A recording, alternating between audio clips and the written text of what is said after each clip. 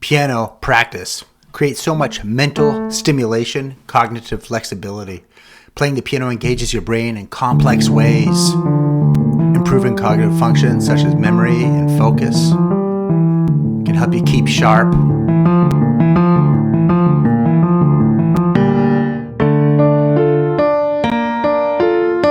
And don't forget about troubleshooting. Fix that fingering or pesky rhythms.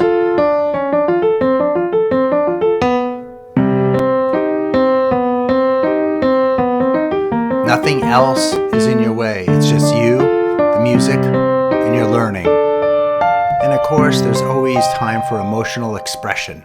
And of course, enhanced coordination.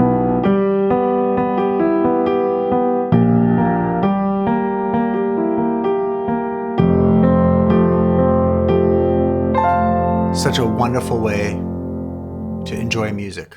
Welcome back. Jim here from Grassroots Piano, and this is the first time checking out my channel in this video. Thank you for checking this out because today's conversation / lesson is a big one. It is about learning piano during your retirement years. And yes, you can. There is an amazing amount of cognitive function. That's kind of like number 4 already. Cognitive function stimulates the brain flow. You are going to be learning in so many different levels, rhythms, dynamics, fingerings, articulations, reading music, harmony, and so forth. And I'm going to say this a few times throughout talking about the benefits of learning piano in retirement, and one of them is hitting the wall and the wall of frustration, because you're working on a lot of skills, and we all have songs, pieces that we connect with. And that's another thing with piano. The music is such a huge realm. You will have connections to lifelong music throughout your life, and you'll be learning it on piano and also learning other genres. All right, so when I'm speaking a little bit, I am going to look at some of my notes here because I do rely on memory assistance at 53 years of age. But let me know if you're just starting piano, and if you're thinking of, if you're in your 50s or you're going to be retiring soon, or have already maybe been in the retirement years, and if you've been playing, and what are your great accomplishments, as well as unfortunate frustrations. But I really think there are so many great benefits to learning an instrument, in this case piano, during your retirement years. So I'm going to go ahead and just quickly look at my sheet here. Number 5, stress release. You heard me play a little bit of one of the Motley Crue openings. A stress relief, you are using it as an escape. You are going to go ahead and try different pieces of music that's going to take your mind off of whatever is happening through your daily life. And that is so important. I know just sometimes teaching students when they are working on a basic piano scale, honing in on how they're thinking, and that's almost an escape for me as well. You have to use so many different levels of intelligence. You cannot think about, if you paid this bill, or did you call a friend of yours, or whatever it might be, all that life stuff. So now we are going to be going to improved memory. Improved memory will help with brain elasticity, and it will definitely, or plasticity, I get those two confused, but the brain plasticity. What happens with improving memory? It's not just memory of regurgitation of notes, but it's analytical skills. I'm just going to play a teeny bit because this is kind of a well-known piece, more on the late beginner intermediate level, Prelude in C. This piece, you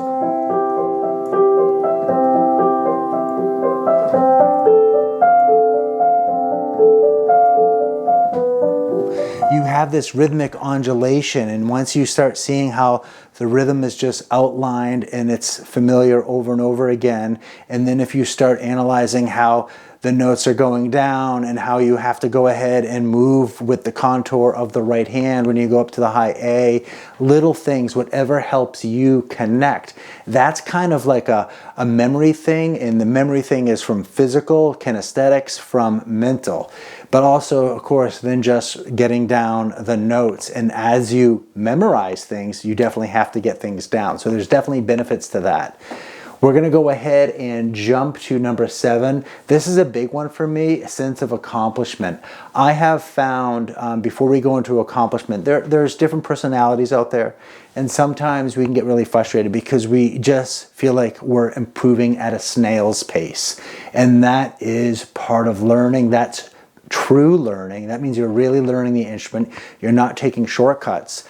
And I want to go on, actually, besides taking a shortcut, I want to go off the path for a minute, off script, because when I've had adults in their 70s and they say, Jim, I don't have that much time left in my life. I want to play these pieces.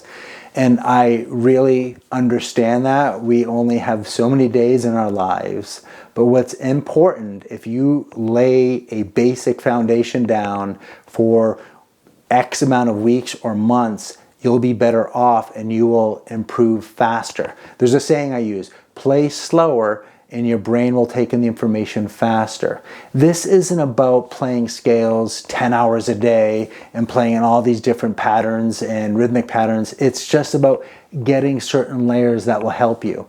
We have this sense of urgency as humans. We have the sense of panic that we need to go and just get to this right away. And that's short-term learning. And then we only learn a little bit. And I've seen this with even young adults in their 20s.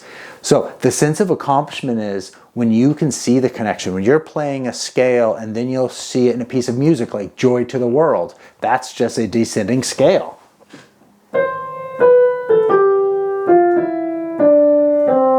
Since it's Christmas Eve, the time of this recording, I had to do that. But that is just a descending scale, and you can start seeing the connections on what you are learning through your method book or through your teacher or teachers or what have you. So the sense of accomplishment also can come from your practice journal, can come from your study guide. I still have a study guide available, and also like a practice guide and helpful tips where you can dial in and circle your practicing or cycle your practicing, so you're just not focusing on one thing all the time.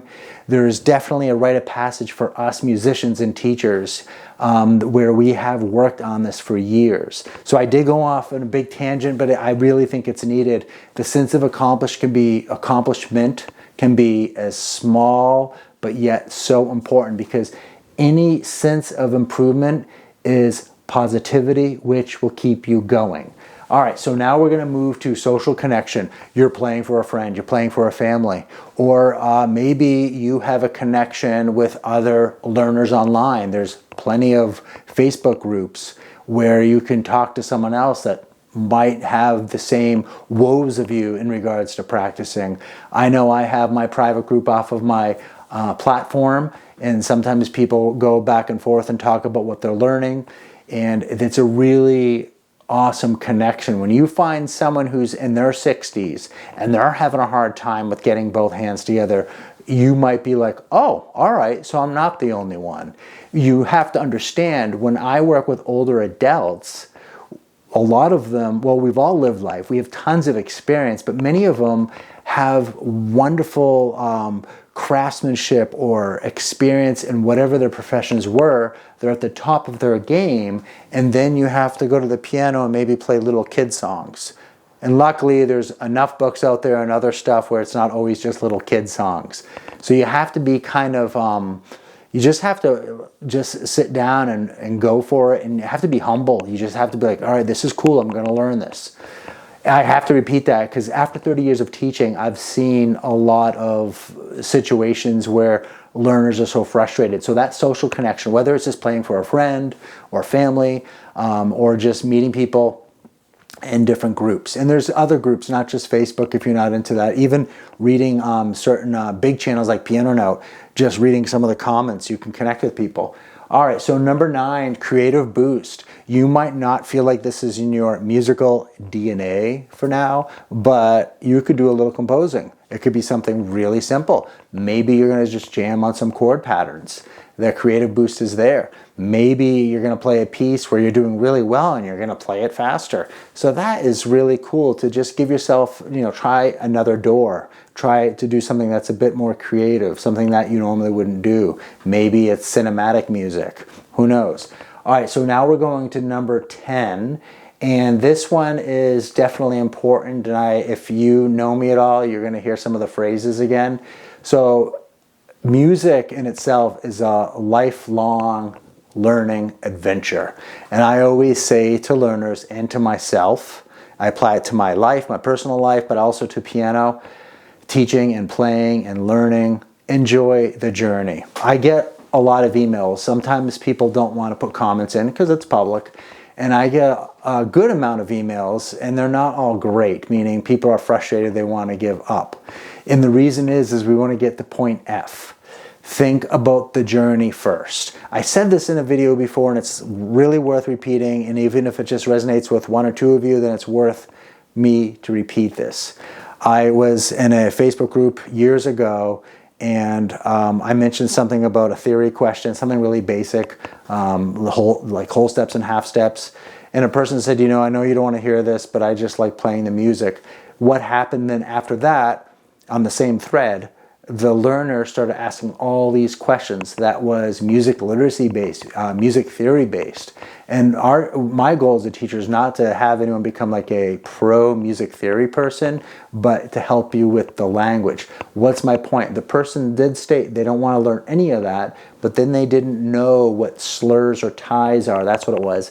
And what happens is if you Swiss cheese your learning, it can really crumble. And that's where we don't appreciate the journey, because we're always in that moment of, I need to get to this. Trust me, I've had students where they slow down, they get to point A, and they digest the material, and they're so much better off 6 months later. So a shout out to one of my viewers and learners. Barbara Stanley took my piano course, and I am doing a self-plug. That's what we do, because we don't really make much money on the YouTube thing. But the reason I'm bringing this up is Barbara mentioned to me that she didn't understand anything about reading music. Fast forward it, a year later, her husband and her son were asking her questions about music, because I believe they're guitar players and they're really good. But a year later, they're asking Barbara certain questions about notes and music and all that. That's because she did the foundation work. Yes. And for any teacher at this point listening to me, hopefully you can relate, you know, and you can take some shortcuts, but too many, then nothing will really stay sturdy, if you will. All right. So we got lifelong journey. Please enjoy the journey. It's lifelong learning, but enjoy the journey. 11, improved mood. The improved mood will definitely come from a sense of accomplishment. Try recording yourself and then keep working on the piece and visit it again 3 months later, especially if you've been practicing as consistent as you can. There's going to be a sense of accomplishment. When you're playing your C major scale, do you remember that? When you're playing the C major scale, we're working on it, both hands, and it's like maddening. What's going on here? And then this, and then we're kind of there, but going back down, we're like, why is that going? Because our brains are used to doing things together in patterns, and in this case, our brains have to multitask and separate things. But now when you do it, you know, or if you are not there yet, it's okay. You will get there. Now you're just like, oh, okay, what's going on? What's for dinner? Oh, I don't know. I always get amazed when I hear pro musicians and they're just, you know, able to do something like, and they're half asleep. It's just the experience that's going at it. So that is kind of like improved mood. Think about anything that you can do now, because sometimes we as humans get stuck. And you know, you're listening to a guy that's been teaching for 30 years. So I've seen this. When we're rehearsing or in a lesson, it's always about what needs to be better, what needs to be better, what needs to be better. Think about what's already better too. That's so important, because if we don't have this dopamine hit of self-reflection of improvement, where are we going to be? And we are going to go to 12, the physical health benefits. So for me, it's not just piano playing, it's some drumming I do, but also listening to music. There's natural releases, chemicals in our brain. There's like doctors that study this. They work with patients who suffer from dementia, and they're playing different music. And sometimes the patients can start singing and speaking regular. Their speech is improving. There are so many connections in the health benefits. On a basic level, just the hand-eye coordination. I'm very well aware of this. I don't talk about it much, but I have a Dupuytren's contraction in this hand, so it kind of stinks with computer stuff and piano stuff. Things tighten up. But if I play slowly and I'm active, it loosens it up. So there's a physical benefit just for me. Another benefit, you might enjoy this video because it's about people who are 45 years and older. But what's really cool is a lot of awesome people threw some comments in there, and there it is again, the social connection. If you wanted to check out that video, that would be great. And also if you wanted to check out that free guide, I would love to help you in any way I can. I answer my emails the best I can, and please take care. And the year of 2024 is almost over, so make this end of the year great by getting some playing and listening in. See everyone soon. Bye-bye.